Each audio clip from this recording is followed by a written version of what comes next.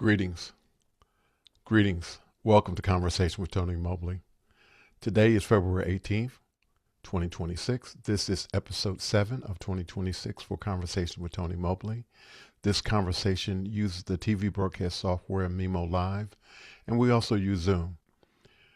Conversation with Tony Mobley is produced by Clark Lopez Waterman. Our current team includes Laura Thompson, Zachary Sorensen, and Mickey McAture. Thank you, team. Thank you, sir. Additional support is JJ McKenna and Tamara Pinka. ConversationWithTonyMobley.com is our website. Feel free to browse our website at your convenience. We have an interactive chat. It's called Mukana, and it's courtesy of Alex Lindsay in 090. What it does, it allows you to ask questions. And when you ask those questions, the questions can be voted up or down. That's right. You can ask a question, and the community there can vote your question up or down.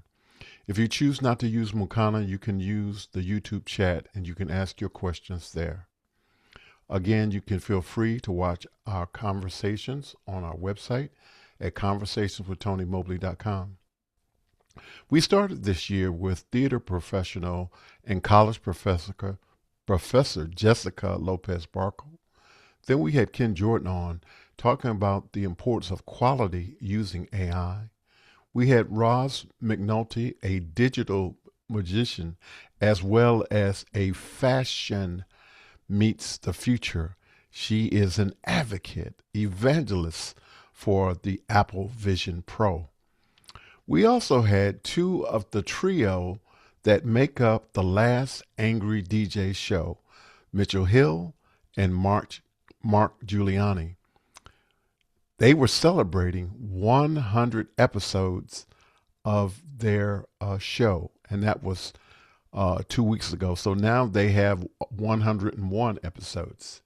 And then last week, we had Mr. Gary B. Jr., the free show evangelist, for part 2 on the use of free show. And today we have AJay, the CEO. That's right. If you spend any time on YouTube and you are in the realm of looking at how houses of worship can do different things in their virtual and in-person space, then you know the name. AJay, the CEO. Welcome, sir. Glad to have you on our show today. Thank you for the invite. Appreciate it. We're going to get right to it, AJay. So who is AJay, the CEO? All right, you starting off right. Who is AJay the CEO? He is a preacher's kid, dad, musician, computer nerd, drone pilot, avid cruise lover, loves cruising, and I think and preacher's kid. So I was growing up in church the entire time, and back in the day, I always wanted to start a company when I was little. Thought I was gonna do writing movies, music for movies, or something like that. But as I got into, and also I'm a Marine. I should have started that off, but wanted to start a company, and I thought it was always going to be computers and music after it didn't work out with writing film scores for movies. And then it kind of, me being in church, and I see that churches were normally the last ones to embrace technology. That's where I got my degree in computer science, and the business aspect shifted, but it was still a business. And then that's me. And then Okay.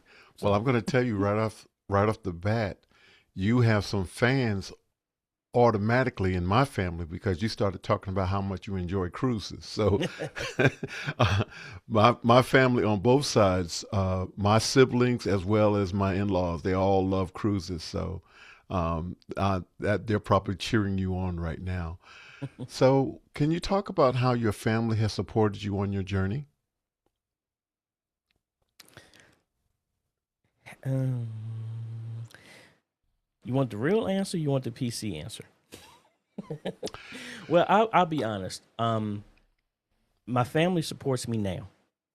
And they encourage the stuff I do. But this was like me going out into the Marines, me doing a lot of the stuff. I don't want to call myself the black sheep, but I was the one that kind of bucked the trend in what I was doing. All of us were musical and did stuff like that. And then when um, the first one in my family that I know of that wanted to start a business, one that left a job to start a business, decided to do YouTube, all that stuff, everybody was kind of like originally like, no, it's not going to work. So from initially, if I had to do a Bible parallel, it was like a Joseph moment.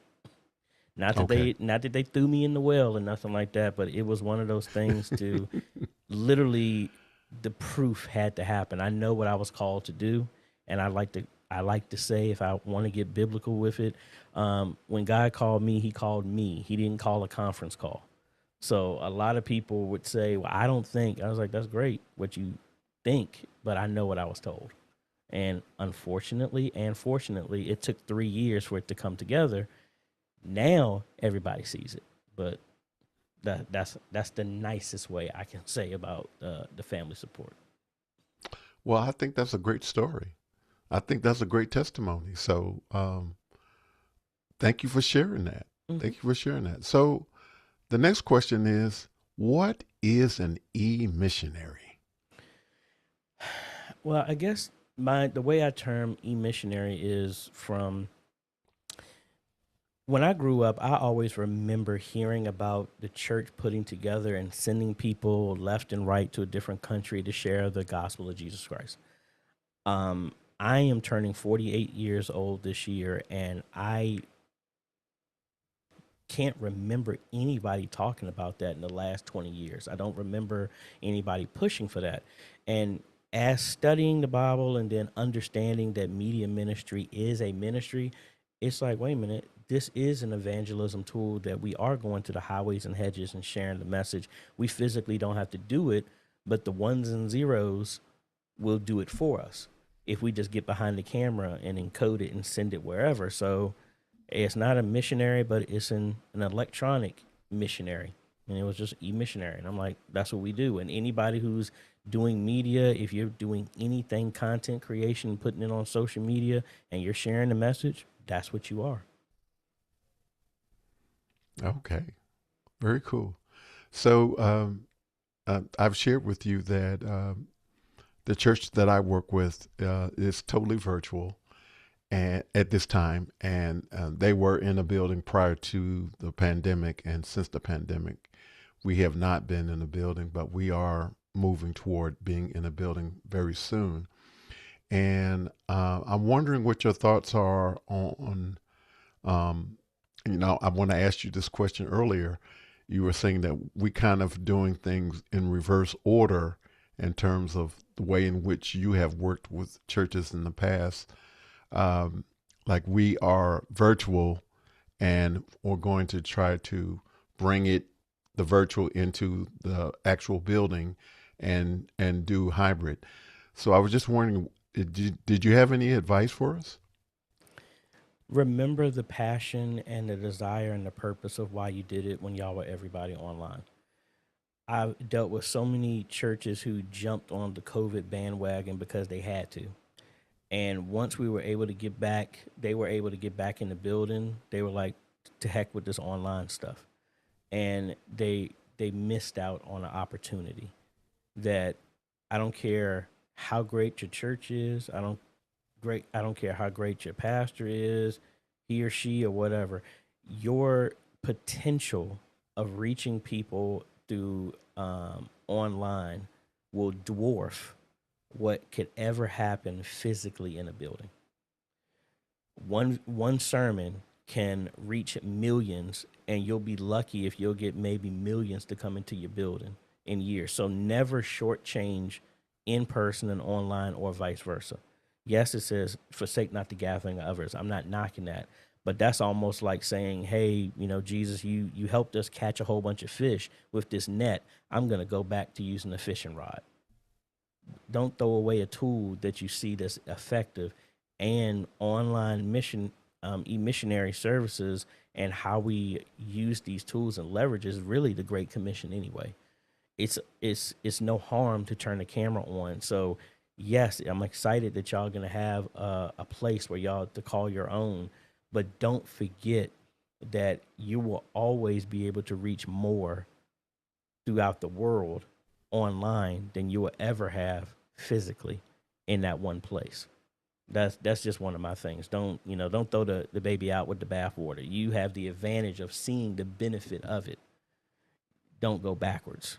Or the same way I tell churches, don't turn into a country club where you're only looking at yourselves and you're not even trying to put your hands out there to let people know what's going on. Because in this day and age, even sometimes with me, I'm not even at a church because I'm at another church training. Or some people have to work on Sundays.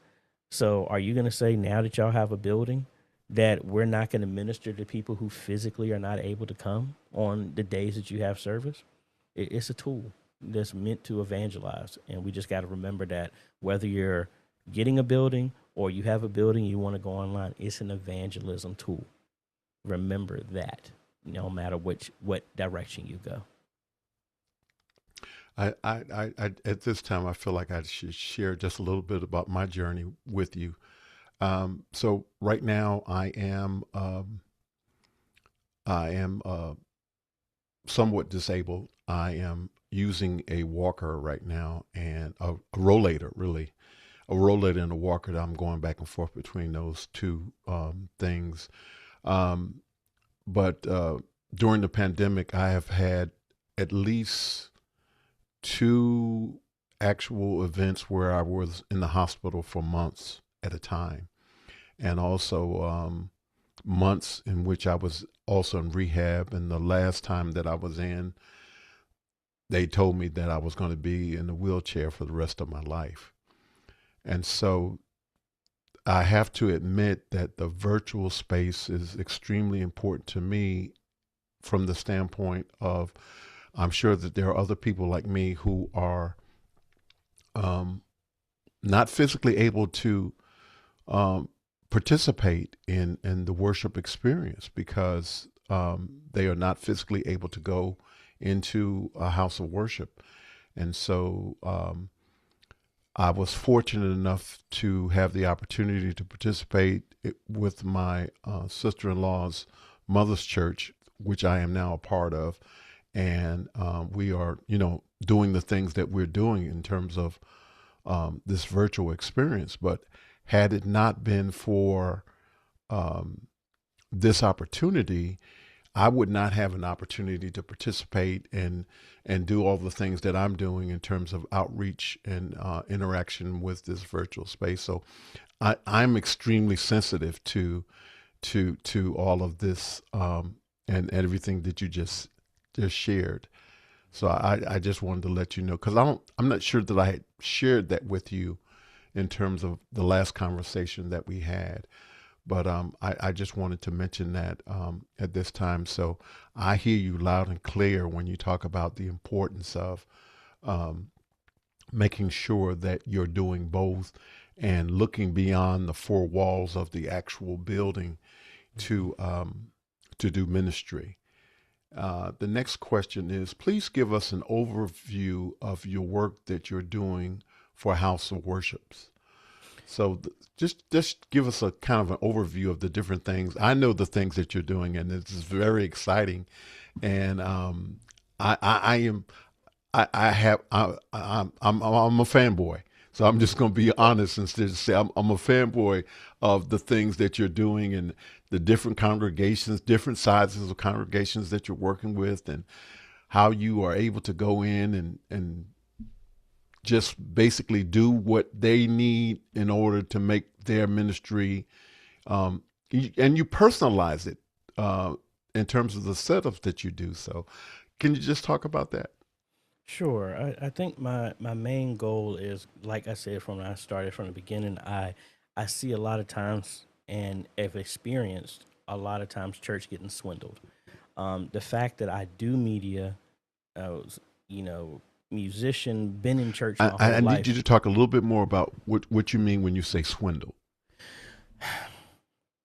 There's a lot of companies out here, especially since COVID, that they are they got a good market on installing a bunch of stuff, and a bunch of stuff might not be what the ministry needs.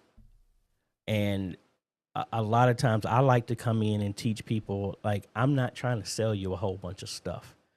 My motto is, let's set the foundation that gets you everything that you need, that you don't need to replace this in the foreseeable future in the next 5 to 6 years. But let's build it up so that when you build your hut on top of this foundation, if you decide to build a skyscraper, you don't have to dig back down again. Let's put the stuff in place. And I'm not just talking about equipment. Let's put the mindset in place. Because I can put in a whole bunch of equipment and all this other stuff, like a whole bunch of companies. I've come in at a bunch of churches after they've already had a company install a bunch of stuff. They installed it, swindled them saying that they're the best thing in town. And then after the church has got all their pennies together and nickels and everything to buy this stuff, they're like, okay, how can we effectively do ministry with that? Oh, we don't do ministry. We just install cameras. That's what I consider a swindle. If Okay. you can't, if you're just selling a whole bunch of stuff, you don't know how to live stream, you don't know how to put scripture up, you don't know how this equipment can aid the ministry. It can aid to the vision of the leader, the shepherd, the pastor, the bishop, whatever title it is that moves that ministry forward. You've swindled them out of that. You gave them a whole bunch of stuff and you don't even know how to use it because you just install it. So what I normally come in is, yes, I will personalize it. First, I ask the pastor, whoever, what do you, if you had everything the way you want it to be, what would that be? Tell me the experience. And then I translate that into equipment. And I don't say, hey, you need this $25,000 camera. I'm just like, no, I'm gonna be honest with you. I think you could go with this camera. This is how much it costs. Here's the link where I get it from, because I'm transparent. I'm not going to mark it up. I tell you exactly where it's at, because my whole goal is from a consultant standpoint of, hey, I'm going to tell you everything that you need if you needed to do it yourself. And they're like, really? I was like, no, because I'm not trying to take on any other churches. I'm here to educate you. But if you want me to do it, I will. So I'm going to let you know, here's my blueprint. This is how everything works together. Here's everything that you need to do that I would do if I was doing it. And here are my videos that can show you how to do it yourself. And here's the reason why you do it. And most of the time, because that's honestly why I come in, they're like, man, well, we'll just hire you to do it. And then I'm like, okay, but I'm telling you, I'll show you how to do it. And I've had tons of churches that have done that, because that's I just want to help. And yes, sometimes I go in and install it. Sometimes I don't. At least I know I've helped them as much as I know, and they've been empowered to know, man, this guy actually told us the truth, and we did what he said, and it's working. Because my motto is, when I'm done, you don't call me back unless you want to add on. You don't call me back to fix something that wasn't done right. You call me because I see what you did and we want to take it to the next level. So that foundation, now we want to put a second, a third, and a fifth floor on that foundation that you set us up for.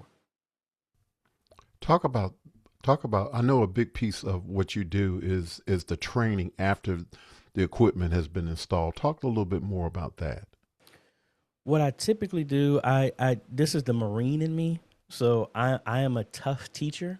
What I normally do is, haven't been able to do this recently just because of the time, but typically I will install the stuff with the church.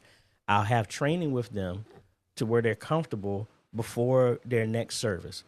I'll be with them that next service to help in case something happens.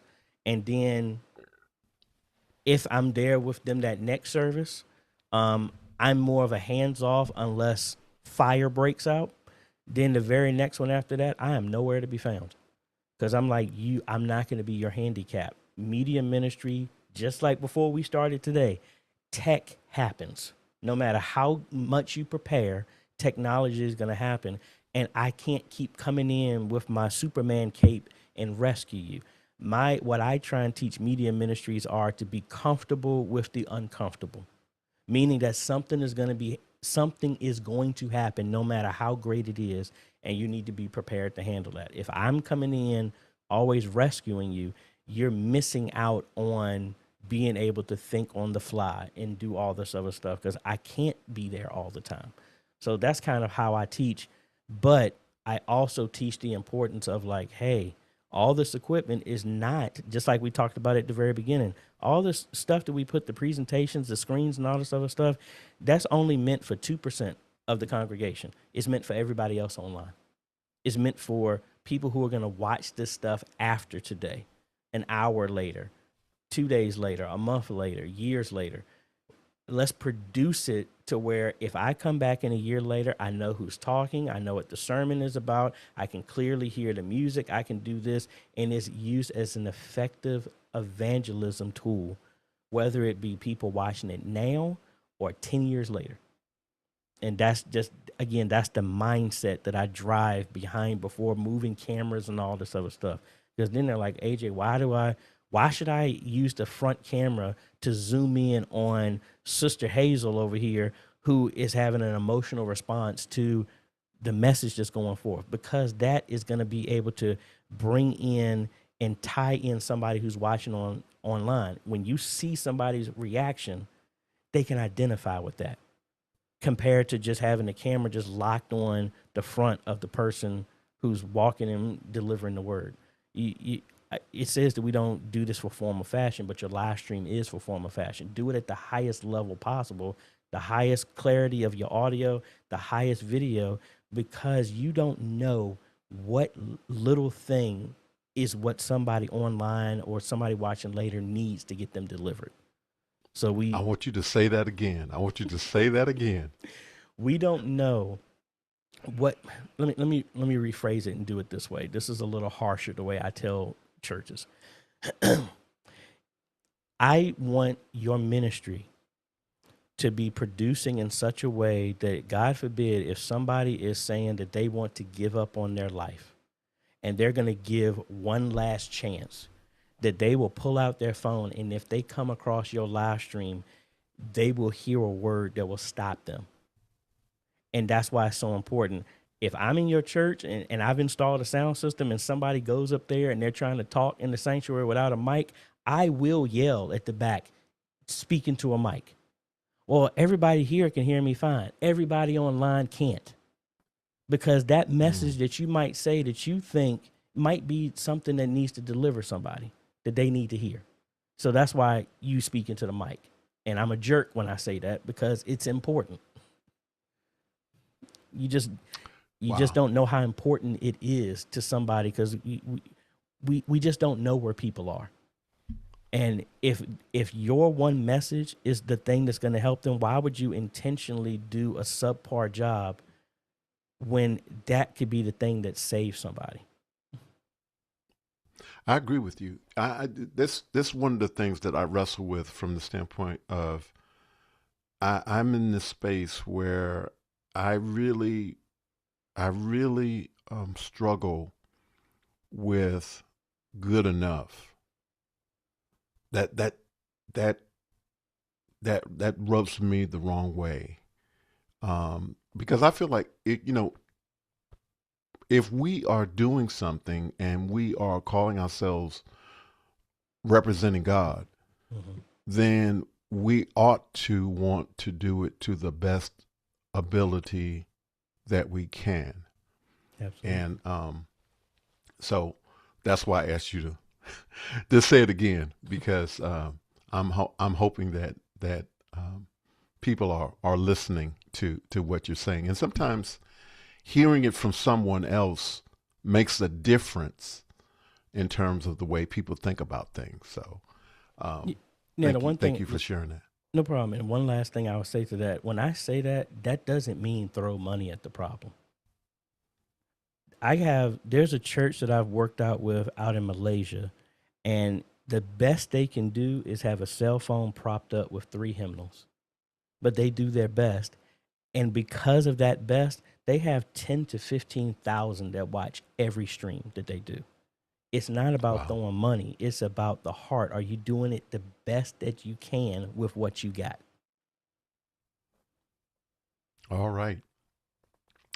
Please talk about software that you work with. Examples might be ProPresenter, OBS, etc. Okay. Well, normally getting started, if I'm dealing with, just call it the way it is. Most of the time, the churches I'm dealing with, they're very few. A lot of times they've had to go through a lot of stuff to even get to that point. So the first thing I always recommend the freest options possible. So I will start them on OBS because it's completely free. I've made a bundle that I sell on my website, but any church that's going in that direction, I give it to them for free apart to get them going. When it comes to presentation software, yes, I use ProPresenter, but if they've never done that and they're already paying for this equipment, I'll start them on Worship Tools Presenter because it gets them going and it's free. I always try and show them like here are all the free options that you can go with. So from streaming, it would either be OBS, and then I start them with Presenter, and we get them going from that. I don't really do anything more than that. If they go with an ATEM or something like that, I'll bypass OBS completely and just have them stream from the ATEM or whatever video switcher like the OC Go or the AVCans one or the Famaco video switcher. There's so many out there now, which is awesome that you could do that. But I always start them off with the basics because most of the time they don't have anything.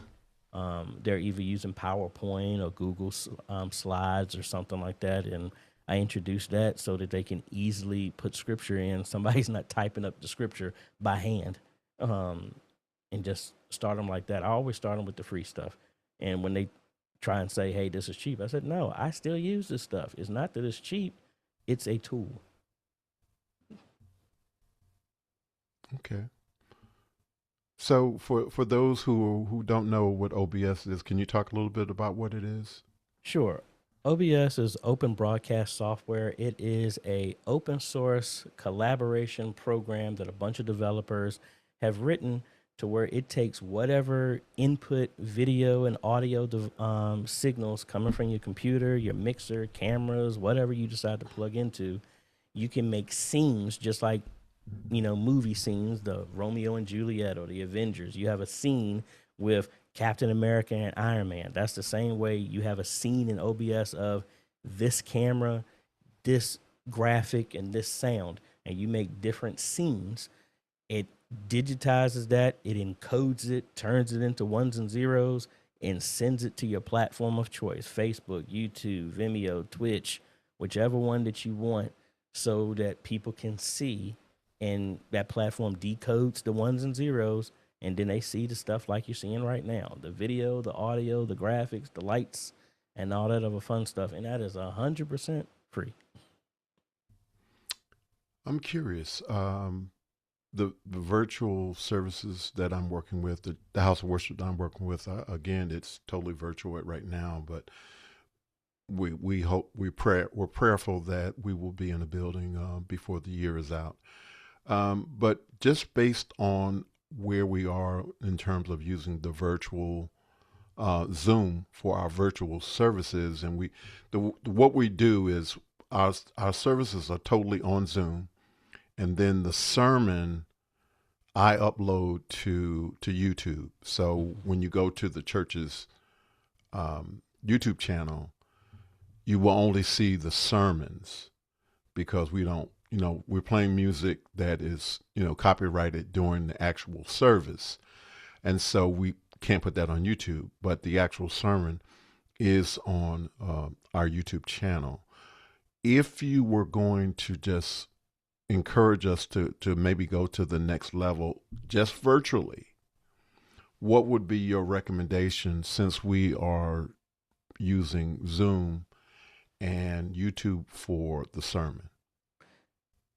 I'll tie it into the software. I would push everything to OBS first because OBS has a virtual camera that can send that to Zoom and it will look completely the same to everybody else on Zoom. But the idea is it can record at a higher quality than what Zoom does. And the idea is take those videos, that is recorded locally. Always record everything you do locally as a backup, as well as being able to make your own type of secondary and tertiary content. um, Take that sermon, and all the platforms, there's a methodology to it. So it's nothing to matter if you're doing that, but leverage the systems that are in place. YouTube has recently made a change where they're pushing more shorts than long form content. So even if you're doing your sermons, the tool, the algorithm is trying to steer people away from that. So how do you fight that? You take the content that you have, whether you like AI or not, or you can do it by hand, push this stuff to like tools like Opus Opus Clips. Pro. Yep, you could Opus do Pro. that, or you can manually do it and make um, get the transcript, send it to Chat GPT, tell it to find the top um, critical points or themes of this topic that are under 10 seconds. Pass that over, make a clip of that, upload those clips to whatever platform you want, Reels, whatever, and then in the description have them point back to the long form content. Those are my mindset is just like a grocery store. You have all the easy stuff for people to get at the very beginning, at the front of the store, and then it leads them into something else in the back. So, in other words, instead of trying to hold everybody hostage to watch your live streaming, your long form content, you get them with that binge mentality, the doom scrolling that people would do. You put up a sermon where somebody is just saying an encouraging moment, and it's only 10 seconds, and you got a ton of those. Now you're scrolling through that, and now by choice, they're listening to a lot of stuff. And sooner or later, man, I'm feeling good. I like this. I like this. And then curiosity gets them. Let me go look at their let me go look at their channel. Let me see what they got. And now you've led them there.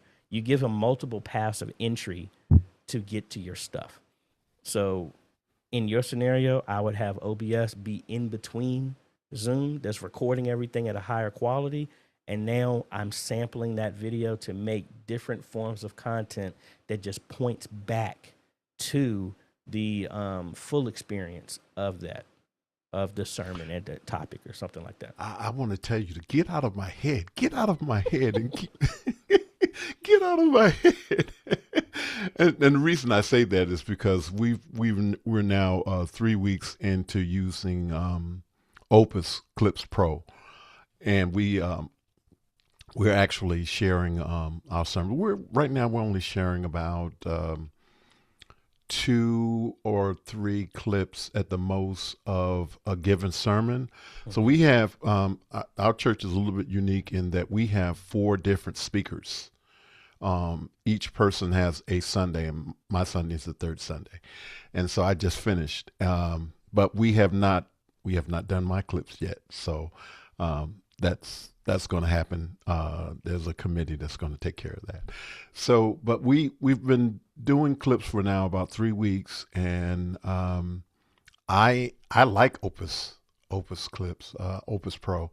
In terms of, I don't necessarily agree with their rating because they might rate something at 99% in terms of engagement, but there might be something that's rated 88 or 78 that, from my perspective, might be more beneficial going out to the community.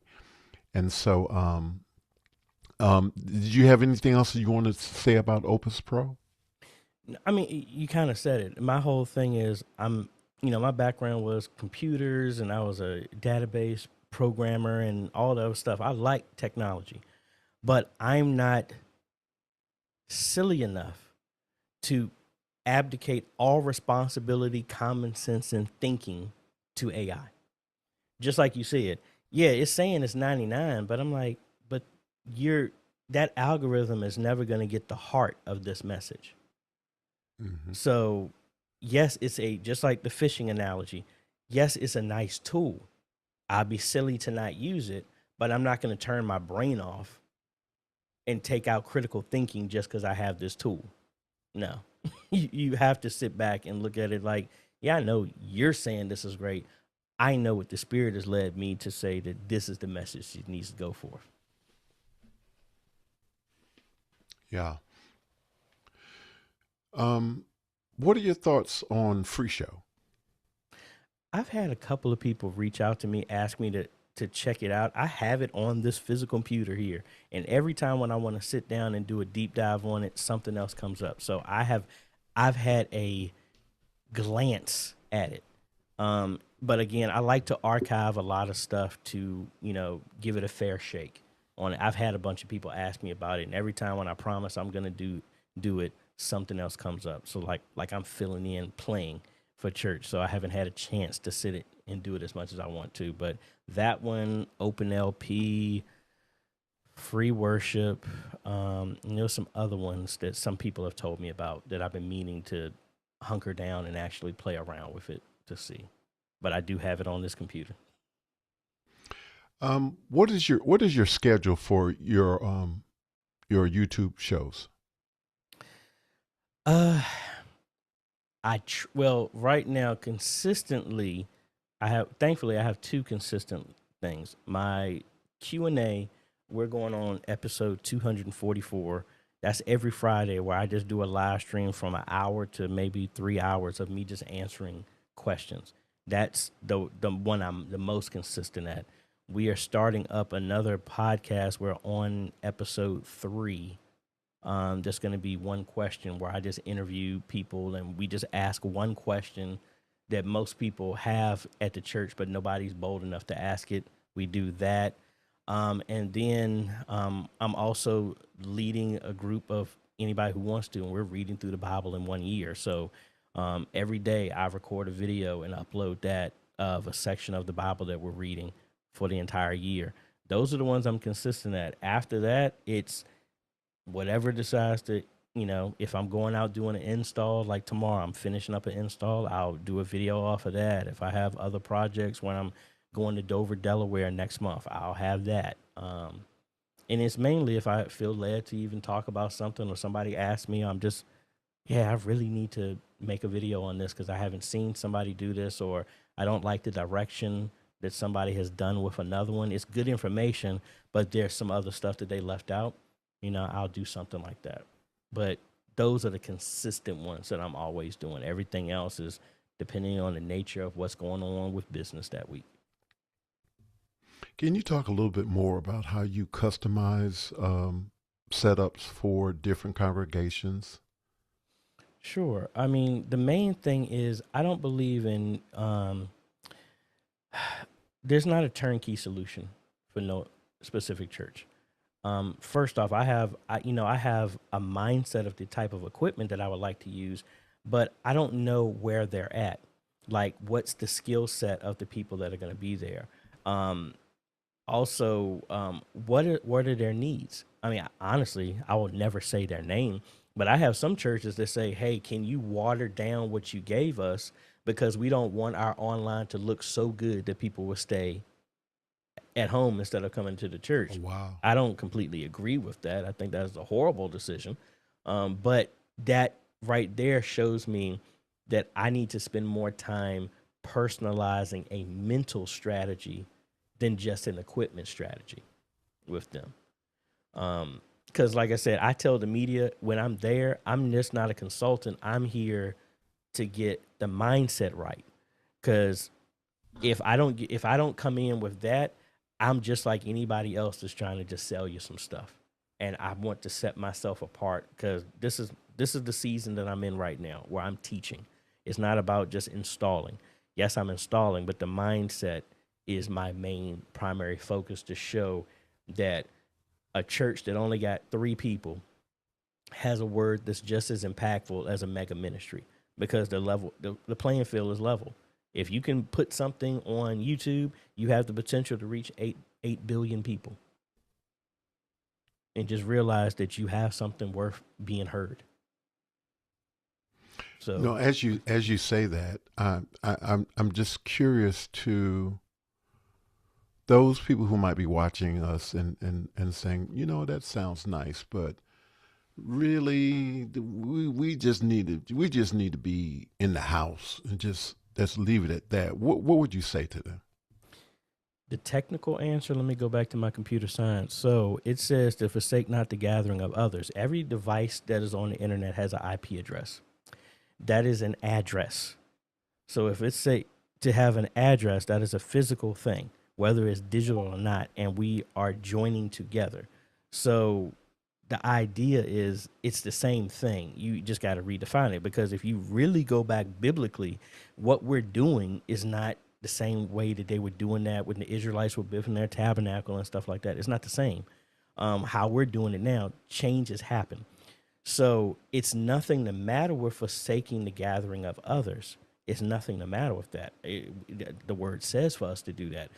But we're also supposed to go to the highways and hedges. So what's happening is people are saying, hey, our only focus is to just come to the church, to the building, which is nothing the matter with that. But we're also supposed to bring people with us. We're supposed to share this message. Are you the same ambition and tenacity that you want to come to the building? Are you doing the same thing and sharing the message to the highways and hedges? Because if not, you have a country club.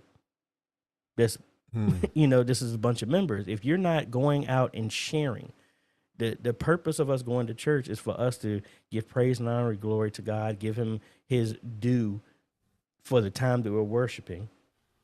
Then maybe, and I know I might get in trouble for this, then hear the word. You don't come to the church to hear the word. You actually are coming there to give praise, honor, and glory and worship to God for him getting you through for 6 days, and you give him all the worship. That's what it's really about. But then we get a word that will give us encouragement, and then we take that word out of that building, the tabernacle, the four walls, to share that, to be a light unto other people, for people to be like, there's something peculiar about you. I want to know about you. And then just like David did with King Agrippa, you almost won me over with the word of your testimony by the way you carry yourself, the way you live, to where somebody's like, there's something different about you. Let me go and see. And now you're bringing more people so that they can hear about the message. They can hear about a man. That's what it's about. So it's nothing the matter with a gathering, but if you're just gathering and it's the same 1 to 100 of y'all every Sunday, and there's no guest, there's no outreach, there's no nothing, that is a country club. Well, there may be a few people that are not too happy with you sharing that. I agree with you. My position is that I look at it as the church is a hospital, and you bring the people into the hospital so that they can be healed. But that is where you bring them so that they can be healed. But you must go outside of the hospital to get them, to bring them in. Yeah, most And churches so, now they're in the second floor ward, and they're going downstairs to the first floor saying, hey, why don't you come up to the second floor? It's like we're already in the hospital. yeah, yeah, yeah. So that's kind of the way in which I look at it, and I just think that in some ways this is probably one of the best times in human history to be able to do evangelism. And so I'm very thankful for this time, and I'm thankful for you and what you share. Um, how far have you traveled for updates or setups in terms of the country? Uh, from a state standpoint, I mean, I've been all the way to California. I went to Ireland for a vacation, and then I ended up bumping into somebody who was a subscriber, which I that was humbling to say the Oh, least. wow. So so that's That's how much I've fantastic. physically done. But I think we did a look at the website, and we've reached and impacted and helped ministries, and I think in 67 countries all over the world, and pretty much every state in the United States. So like I said, that's humbling. Okay. If someone wanted to reach out to you, what would be the best way to reach out? They could email me if they have questions. That'll be questions at ajhomes.com, AJAY, homes.com, HOLMES. You can find me on YouTube. My link is there, AJ the CEO. You can find me on YouTube. My email is there, or just go to my website, ajhomes.com, and they can set up a consultation if they wanted to do that. But honestly, most of the time, email is fine. If me and you go back and forth in 3 emails, back and forth, that's when I'll be like, why don't you just set up a consultation so we can have a definite time that we can sit down and chop it up and see what we can do to help you out. That's the easiest way to reach me. Okay, I'm going to cut to your website, and I'm taking this time to cut to your website by encouraging those people. We're almost out of time.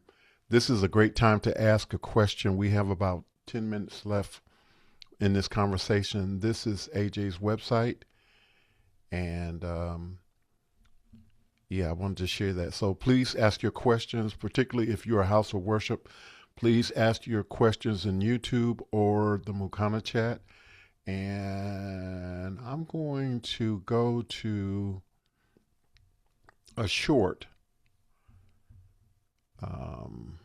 Let's see. Okay. Again, this is AJ's website. I am AJay the CEO. And thank you so much for what you do. And I want to go to, I have a short that I want to play. Okay. Let me make this large. And I apologize. I am having a little bit of technical difficulty. Hey, it's to I be thought I had expected. this all set up. And okay, here we go.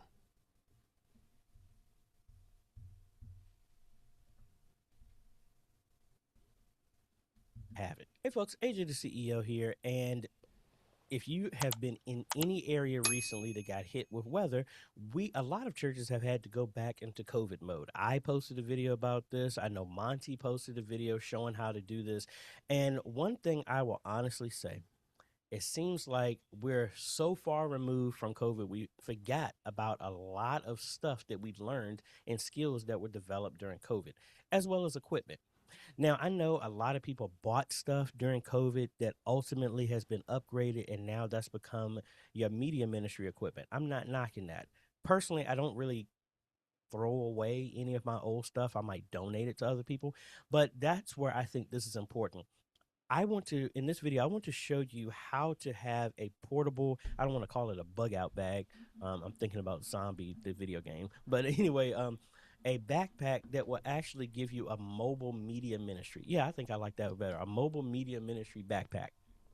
Um, MMM3MB or something like that, mobile ministry backpack, to where it has everything inside of it so that if we had bad weather, everything inside this backpack will allow you to have a high quality live stream that can be recorded. You have scripture, you have lower thirds, you got all that stuff with you. If there's not bad weather, this same backpack can be taken if you go to another ministry that does not have any streaming equipment, does not have any recording equipment, and you want to be able to record and stream your pastor, whether he or she is at a revival or a guest minister, wherever, and you're able to do that same stuff. This is one thing that I think every ministry should have, because it's great to have it when you don't need it, and it's horrible to need it and not have it. And I think that's what happened with a lot of folks when this weather kicked in. This is one thing that I think every ministry should.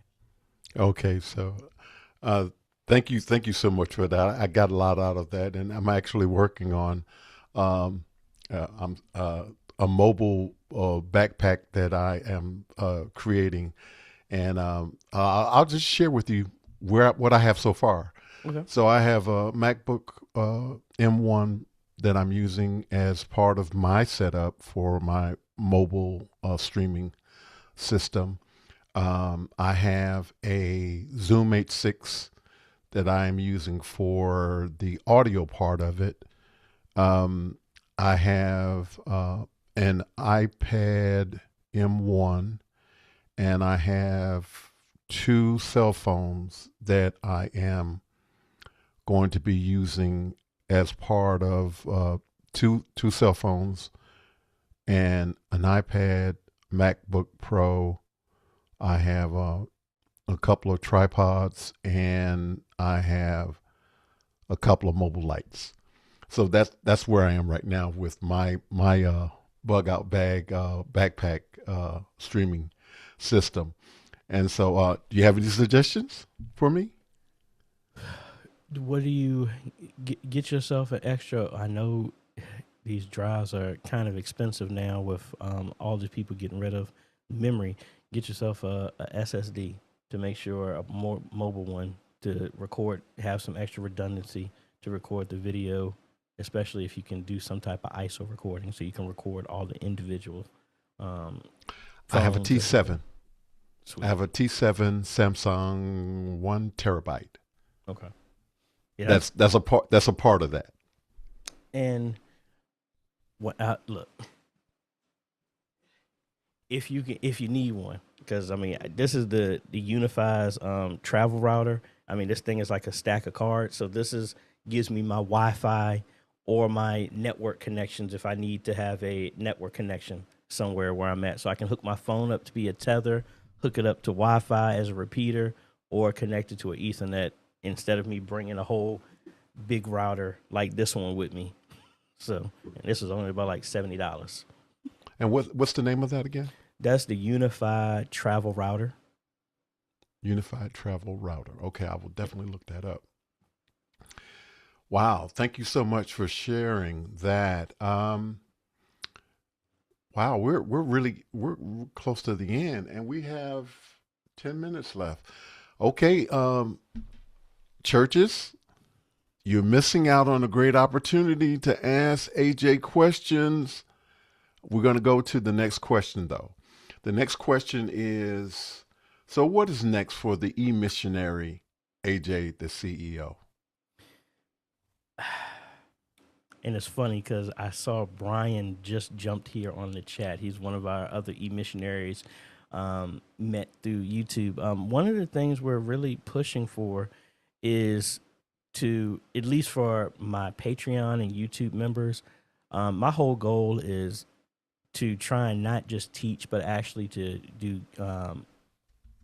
be able to physically help. And you know, for a long time, I had made a promise until I hit 250,000 subscribers. We are going to do a giveaway all the time, but stuff has gotten difficult. So we've had to back that down. So really looking at either downgrading my supporters from YouTube and Patreon, as in the entry price is lower to where we can get more people to where it's comfortable to say, hey, just contribute $12 a year. Because all of that stuff goes to where I'm calling this out, like from Coming to America, the scene where Prince Hakeem like just dropped a load of money in the wallet. The dream I've always wanted to do is to go incognito to a church, hear the word, hear their need, and as long as God okays it, and it's like, hey, this is a good place for you to do, bless that ministry anonymously, to where I would be like, okay, I see that they're struggling with this. I see their computers this. I see that their live stream is out of sync because of it. And just to anonymously bless them with equipment that can get them over the hump. So now technology and equipment is not in the way of them doing ministry. I'd love to be able to do something like that. And then me personally get to the point where I'm just traveling a lot more and I just surprise other ministries. Just show up there and be able to meet with the media ministry, interview them when they're doing effective stuff, and just learn more and just get out there to do more stuff. You know, because I can only do but so much. But I mean, this is the season I'm in, so it's like, hey, I can keep doing videos, or what they say, you put gas in the car when you're running out. You don't just stop when you're slowing down. So I still got some energy, so let's crank it up a notch. What else can we do? How many other ways can we help? What other ways can we impact? What other ways can we teach? What other things can we do to empower more people to move forward? That's mainly it. That's fantastic. Thank you so much for sharing that. And, you know, I really, really, really, really am. I'm going to be transparent and say I'm a little bit disappointed in that some of our houses of worship didn't ask questions tonight. this was a great opportunity to really sort of pick your brain and just see what things that can be done in houses of worship. And one of the things that occurs to me is that I think about you know the particular house of worship that I'm working with, and we are doing, I think, some amazing things in terms of our virtual experience, although we're not in person.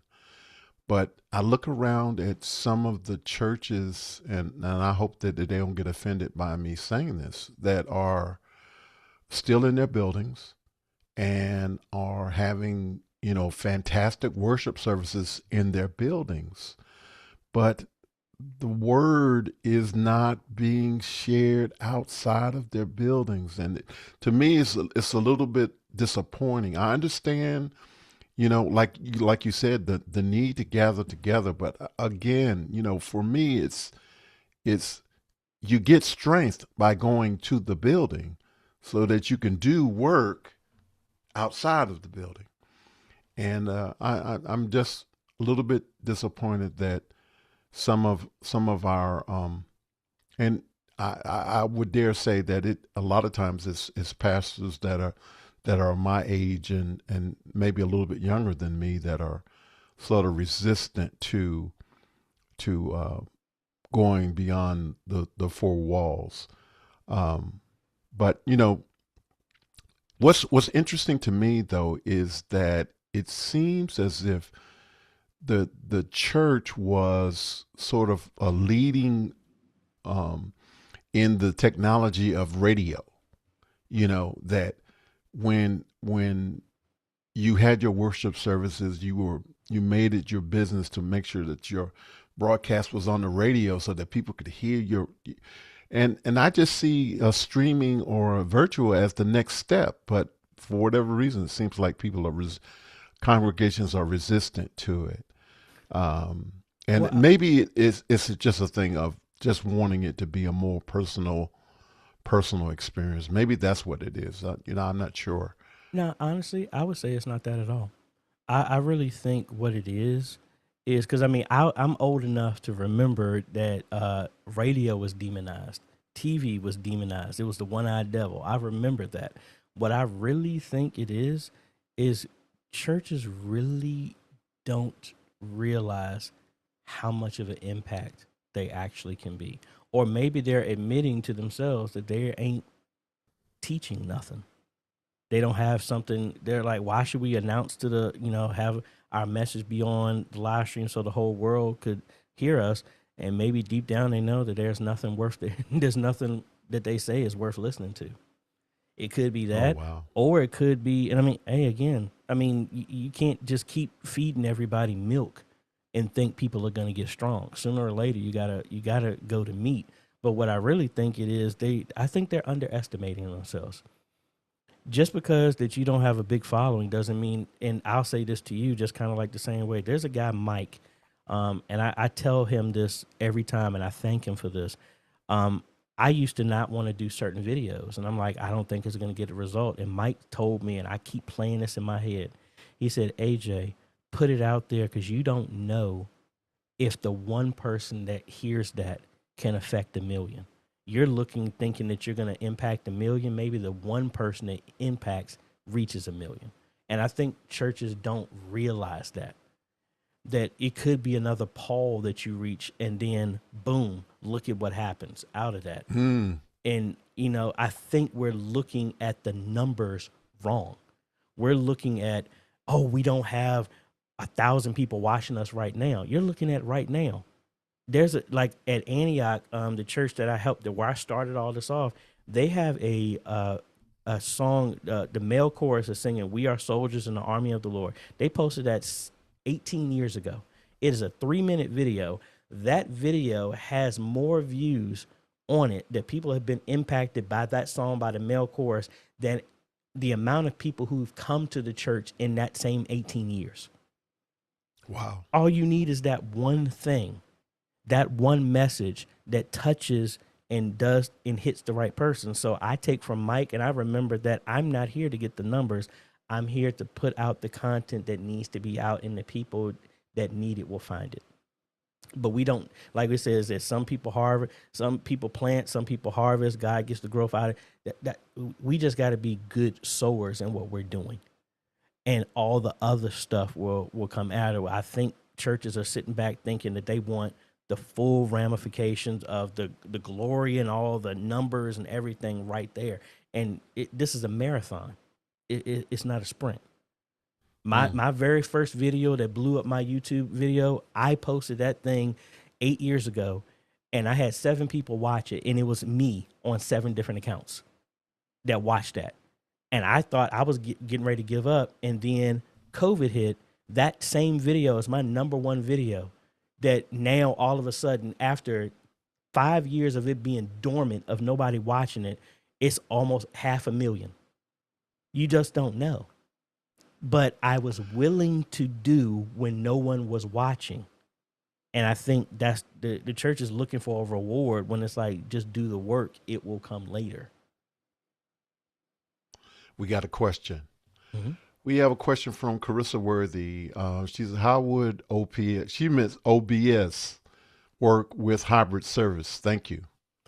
Yeah, it's a couple of ways. Because first, like we said, OBS would give you a middle way to record the service at a higher quality. You can now do different graphics and everything that you can send over through OBS. So like if you want to capture, do scripture, do lyrics, do all this other stuff, you can superimpose that inside of OBS. OBS will send all that mixture to Zoom, but then OBS can also stream out to a different place at the same time. So I've had churches that still do Zoom, but they use OBS or different other softwares like OBS to stream to multiple platforms. So now they're on Instagram, YouTube, Facebook, their website, and Zoom all at the same time. So just to be sure, so with OBS, if you were just using OBS with Zoom, would the camera that you select in the Zoom meeting be OBS?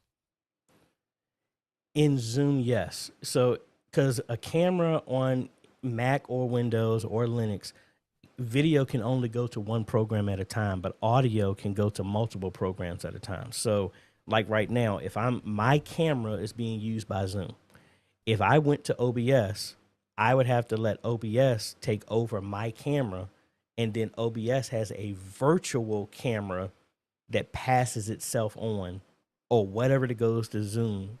Goes on OBS will be sent to Zoom.